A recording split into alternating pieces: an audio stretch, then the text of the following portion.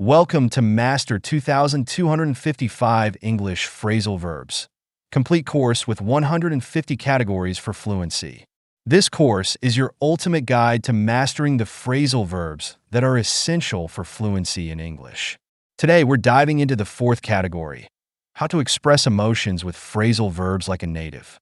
These verbs will help you describe feelings, manage emotional situations, and connect more naturally in conversations.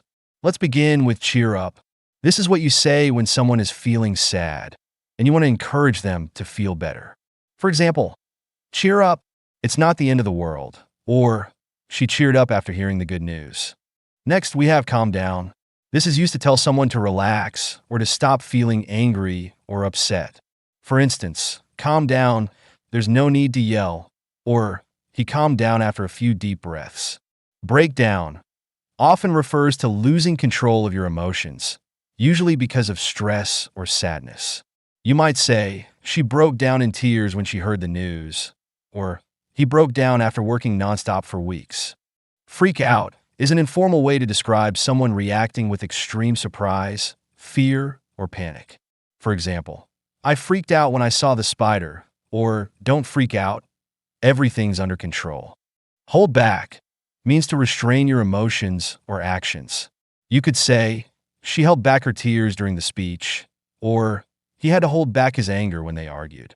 Open up is about sharing your feelings or thoughts more freely. For instance, he finally opened up about his problems, or she opened up to her best friend after weeks of keeping quiet. Chill out is a casual phrase that means to relax or take things easy. For example, you need to chill out and stop worrying so much, or they chilled out on the beach all day. Now, get over. This means to recover from a difficult situation or an emotional experience. You might say, she got over her breakup quickly, or it took him months to get over losing his job. Lighten up is used when encouraging someone to be less serious or tense. For instance, come on, lighten up. It's just a joke, or she told him to lighten up and enjoy the party. Feel down describes a state of sadness or low energy. For example, I've been feeling down lately because of the weather, or he felt down after hearing the disappointing news. Break up, while often used to describe ending a romantic relationship, can also carry emotional weight.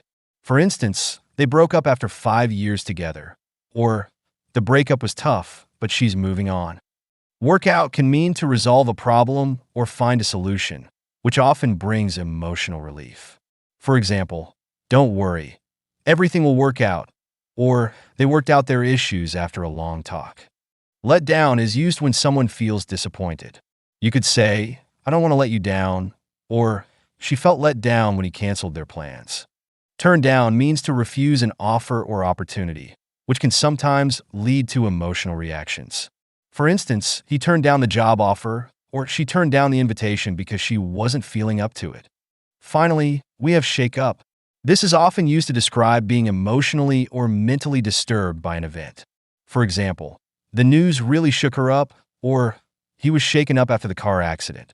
These phrasal verbs are incredibly useful for expressing and navigating emotions in English.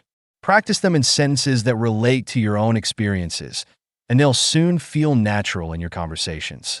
Keep practicing, and I'll see you in the next lesson.